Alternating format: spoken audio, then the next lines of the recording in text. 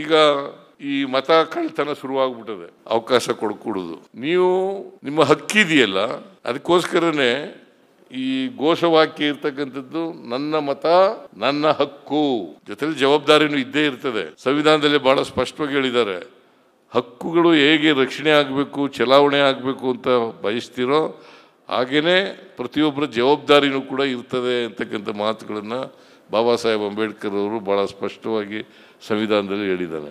On International Democracy Day, Karnataka leaders sent a strong message on protecting the essence of democracy. Chief Minister Siddaramaiah warned that the constitutional guarantee of one person, one vote is under serious threat. He said attempts are being made to steal votes, silence dissent, weaken institutions, centralize power, and push regressive ideologies.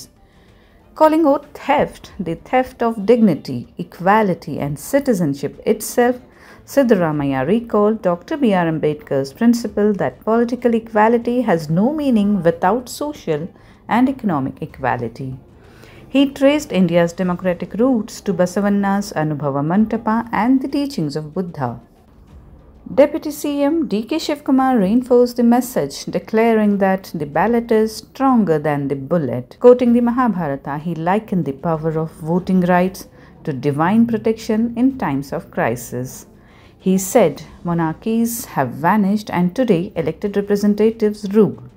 This is the true power of the ballot.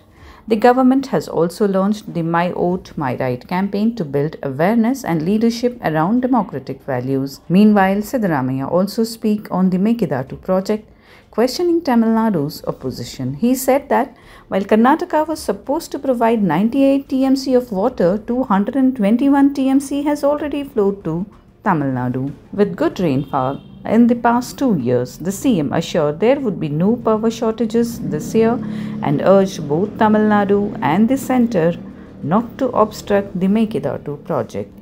ಈಗ ಈ ಮತ ಕಳ್ತನ ಶುರುವಾಗ್ಬಿಟ್ಟದೆ. ಅವಕಾಶ ಕೊಡಕೂಡುದು. ನೀವು ನಿಮ್ಮ ಹಕ್ಕಿದೆಯಲ್ಲ, ಅದಕ್ಕೋಸ್ಕರನೇ ಈ ಘೋಷವಾಕ್ಯ ಇರ್ತಕ್ಕಂಥದ್ದು ನನ್ನ ಮತ ನನ್ನ ಹಕ್ಕು, ಜೊತೆಲಿ ಜವಾಬ್ದಾರಿನೂ ಇದ್ದೇ ಇರ್ತದೆ. ಸಂವಿಧಾನದಲ್ಲಿ ಬಹಳ ಸ್ಪಷ್ಟವಾಗಿ ಹೇಳಿದ್ದಾರೆ, ಹಕ್ಕುಗಳು ಹೇಗೆ ರಕ್ಷಣೆ ಆಗಬೇಕು, ಚಲಾವಣೆ ಆಗಬೇಕು ಅಂತ ಬಯಸ್ತಿರೋ ಹಾಗೇನೆ ಪ್ರತಿಯೊಬ್ಬರ ಜವಾಬ್ದಾರಿನೂ ಕೂಡ ಇರ್ತದೆ ಅಂತಕ್ಕಂಥ ಮಾತುಗಳನ್ನು ಬಾಬಾ ಸಾಹೇಬ್ ಅಂಬೇಡ್ಕರ್ ಅವರು ಬಹಳ ಸ್ಪಷ್ಟವಾಗಿ ಸಂವಿಧಾನದಲ್ಲಿ ಹೇಳಿದ್ದಾರೆ. ಅದರಿಂದ ಈ ಸಂವಿಧಾನ ಉಳಿಸ್ತಕ್ಕಂಥದ್ದು, ಪ್ರಜಾಪ್ರಭುತ್ವ ಉಳಿಸ್ತಕ್ಕಂಥದ್ದು ಅತ್ಯಂತ ಅವಶ್ಯ ಅಂತಕ್ಕಂಥ ಮಾತುಗಳನ್ನು ಹೇಳಲಿಕ್ಕೆ ಬಯಸ್ತೇನೆ. ಪ್ರಜಾಪ್ರಭುತ್ವ ಇದೆಯಲ್ಲ, ಯಾವುದೇ ಧರ್ಮ, ಜಾತಿ ಅಥವಾ ಒಂದು ಧರ್ಮ ಒಂದು ಜಾತಿ ಮೇಲ್ಗಡೆ ಆಗಲಿಕ್ಕೆ ಸಾಧ್ಯ ಇಲ್ಲ.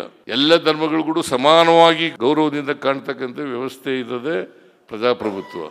ಎಲ್ಲ ಧರ್ಮಗಳು, ಎಲ್ಲ ಜಾತಿಗಳು, ಎಲ್ಲ ಜನರು, ಮಹಿಳೆಯರು, ಪುರುಷರು ಎಲ್ಲರೂ ಕೂಡ ಸಮಾನವಾಗಿ ಕಾಣ್ತಕ್ಕಂಥ ವ್ಯವಸ್ಥೆಯೇ ಪ್ರಜಾಪ್ರಭುತ್ವ.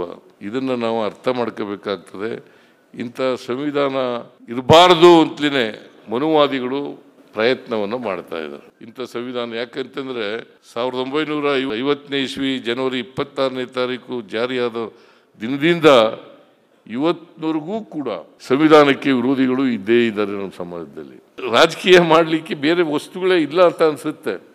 ಸಮಾಜದಲ್ಲಿ ಜಾತಿ ಧರ್ಮದ ಮೇಲೆ ರಾಜಕೀಯ ಮಾಡೋದು. ಬಾನು ಮುಸ್ತಾಕ್ ಅವರು ಚಾಮುಂಡಿ ಬೆಟ್ಟದ ಮೇಲೆ ಪೂಜೆ ಮಾಡಬಾರದು, ಅವರು ಬೇರೆ ಧರ್ಮದವರು ಉದ್ಘಾಟನೆ ಮಾಡಬಾರದು, ಪೂಜೆ ಮಾಡಬಾರದು. ನನಗೆ ಅರ್ಥನೇ ಆಗೋದಿಲ್ಲ. ನಾವು ಸೆಕ್ಯುಲರಿಸಂ ವ್ಯವಸ್ಥೆಯಲ್ಲಿ ವಾಸ ಮಾಡ್ತಕ್ಕಂಥ ಜನ, ಸಂವಿಧಾನ ಬಹಳ ಸ್ಪಷ್ಟವಾಗಿ ಹೇಳ್ತದೆ, ಜಾತಿ ಧರ್ಮ ಇವೆಲ್ಲ ಬಿಟ್ಟಾಕ್ರಿ, ವರ್ಗ ವ್ಯವಸ್ಥೆಯನ್ನು ಬಿಟ್ಟಾಕ್ರಿ, ಸಮಾನತೆ ಇರಬೇಕು.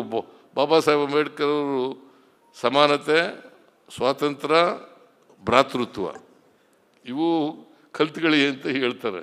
ಇಂಥ ಸ್ವಾತಂತ್ರ್ಯ ಬಂದು ಇಷ್ಟು ವರ್ಷಗಳಾದರೂ ಕೂಡ ಇನ್ನೂ ಕೂಡ ಪಟ್ಟಭದ್ರಾಸಕರು ಮತಾಂಧರ ರೀತಿ ವರ್ತಿಸ್ತಾ ಇದ್ದಾರಲ್ಲ, ಇದನ್ನು ಇಡೀ ಸಮಾಜ ಖಂಡಿಸಬೇಕು ಅಂತಕ್ಕಂಥ ಮಾತುಗಳನ್ನು ಹೇಳಲಿಕ್ಕೆ ಬಯಸ್ತಾ ಇದ್ದೇನೆ. ವಿರೋಧ ಪಕ್ಷ, ರಾಜಕೀಯ ಆಡಳಿತ ಪಕ್ಷ ಇರ್ತಕ್ಕಂಥದ್ದೇ ಪ್ರಜಾಪ್ರಭುತ್ವದ ಜೀವಾಳ. ಚರ್ಚೆಯೇ ಪ್ರಜಾಪ್ರಭುತ್ವದ ಜೀವಾಳ.